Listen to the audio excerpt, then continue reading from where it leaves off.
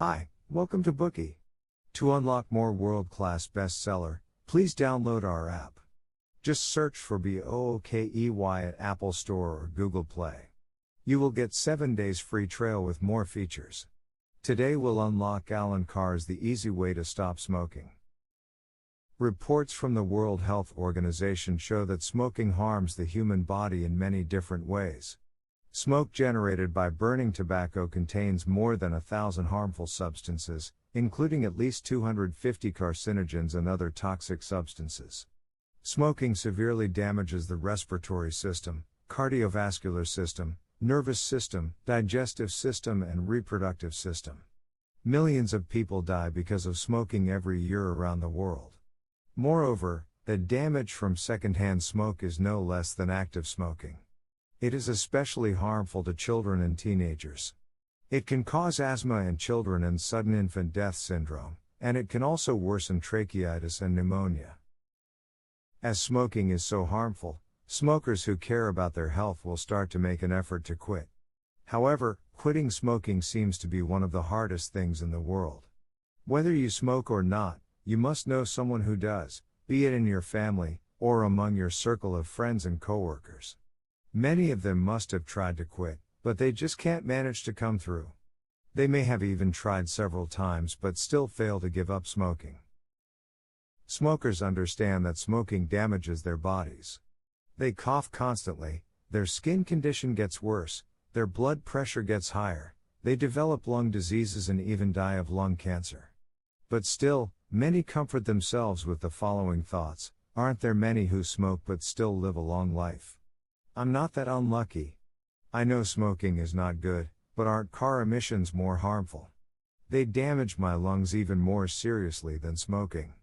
Not to mention, there are so many commercials, movies, co-workers and relatives around me that tell me, it's okay to smoke. Taking a smoke break with colleagues is so enjoyable.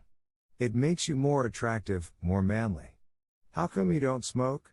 Well, living in such an environment that reminds one of smoking constantly, one can hardly resist smoking, and one who smokes can hardly stop it for good. Many people are of two minds about smoking.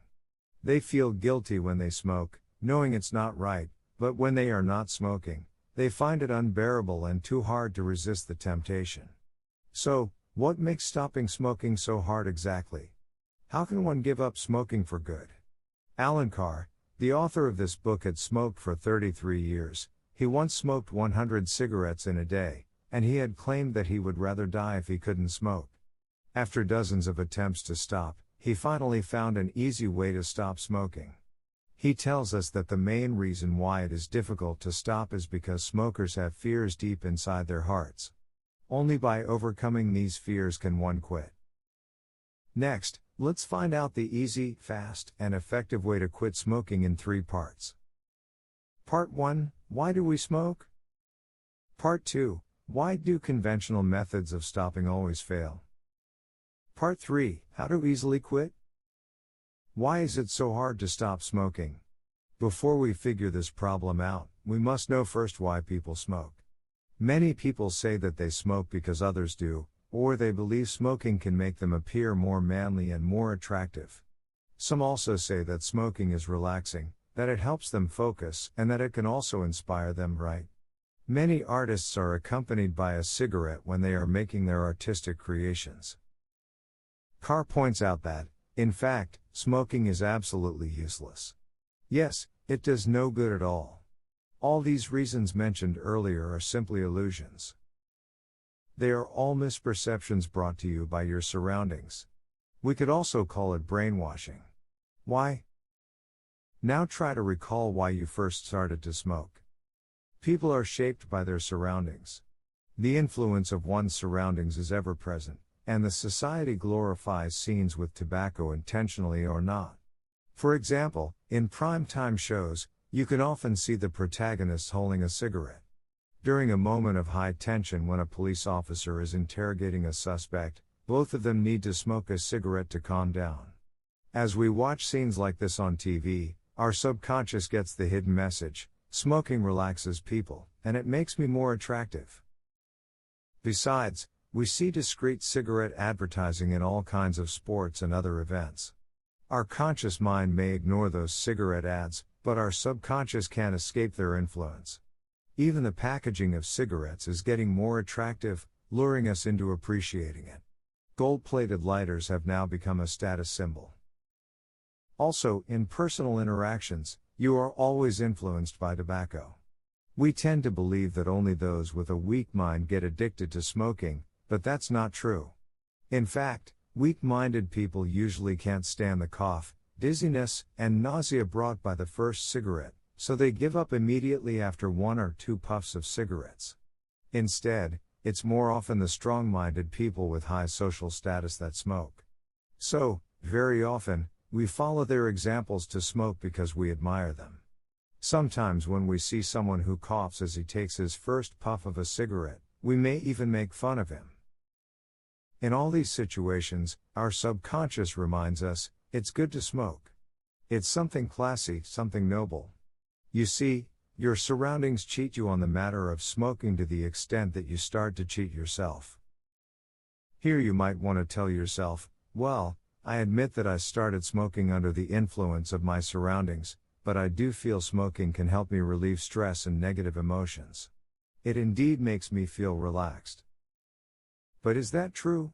Probably not, because that's still your illusion. And why do you have such an illusion? We have to see this issue from the mechanism of smoking addiction. We all know that cigarettes contain nicotine, but what is nicotine anyway? Most of us may not know for sure. Many know that marijuana and heroin are drugs, but they do not know that nicotine is a drug too, and it is one of the most addictive drugs of all. Nicotine is metabolized very fast inside the human body.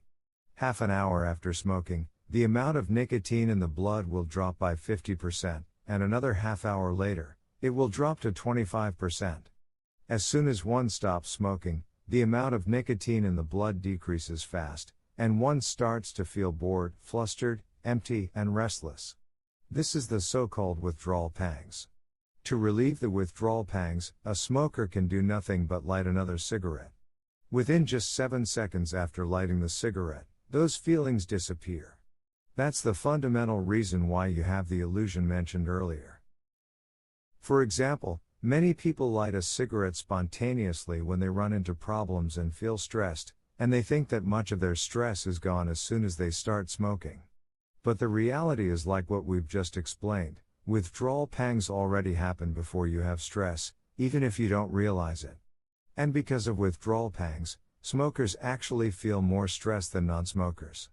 Besides, smoking causes great damage to the respiratory system, cardiovascular system, nervous system, digestive system, and reproductive system. As the addiction worsens, nicotine hurts your body more, and you get more dependent on cigarettes. As a result, your willpower and courage gradually leave you. Paradoxically, smokers believe smoking can increase their willpower and courage. Here's another example of withdrawal pangs in disguise. Some people like to hold a cigarette between the lips when they don't feel like doing anything, because they think smoking can make them feel less bored. In actuality, smoking does not make you less bored. When one feels bored, boredom itself can easily generate stress. And because such stress is similar to the stress generated by withdrawal pangs, the smoker's brain naturally associates it with withdrawal pangs, which prompts him or her to start smoking. When one cigarette is finished, the stress is lessened, and the smoker mistakes the cigarette for the relief of stress. However, in actuality, nicotine makes one drowsy and less likely to do anything that requires energy. Some people also believe smoking can help them focus.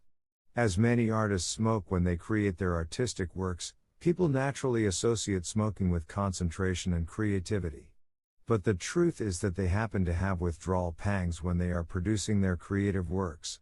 The worse the withdrawal pangs are, the more nicotine they need, and soon after they finish one cigarette, they have withdrawal pangs again, and they feel compelled to light another one.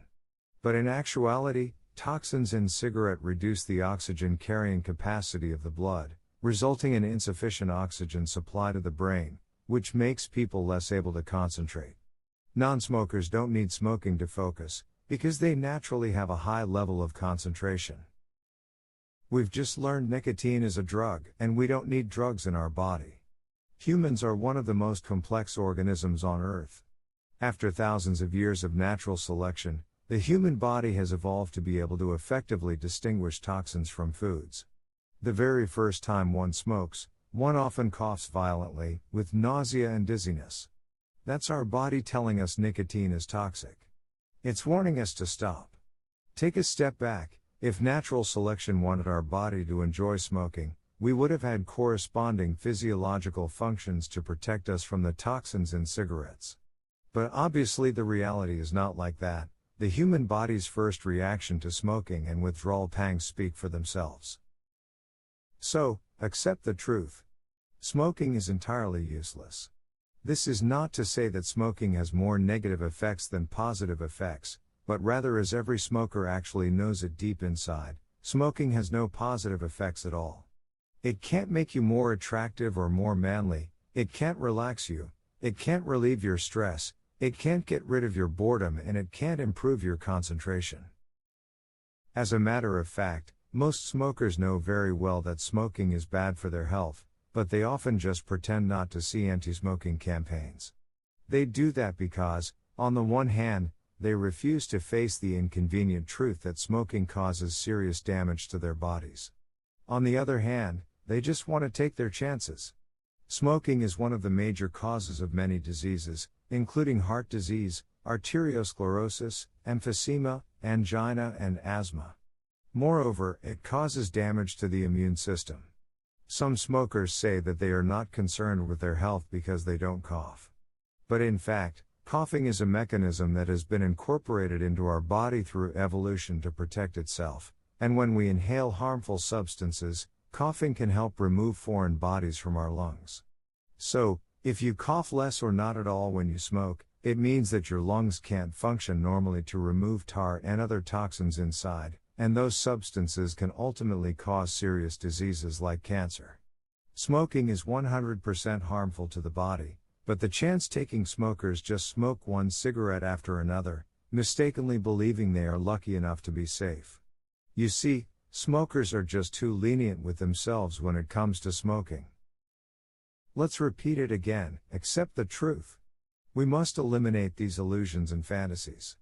You'll realize that stopping doesn't require you to give up anything other than smoking itself, as stopping has no negative effects. You only have to give up the thing that harms you. Generally speaking, 3 weeks after you stop smoking, 99% of nicotine in your body will have already been flushed out of your system, and you are already free from the physiological dependence on cigarettes. That is to say, nicotine addiction is far less severe than other kinds of drug addiction. As long as you make up your mind to stop, you can absolutely free yourself from its control. What you really need to do is to overcome your fear. When you find out that life won't get worse at all without cigarettes, all your fear and illusions will vanish, and you won't feel at a loss anymore. That's when you can pursue what you really want, a free and happy life. Okay, that concludes the first section of this bookie. In this part, we talked about why we smoke, namely misconceptions caused by social surroundings and nicotine addiction. We also learned that, unlike what many smokers believe, smoking does no good at all, and stopping doesn't require you to give up anything in life. Today we are just sharing limited bookie. To unlock more key insights of world-class bestseller, please download our app. Just search for BOOKEY at Apple Store or Google Play. You will get 7 days free trial with more features.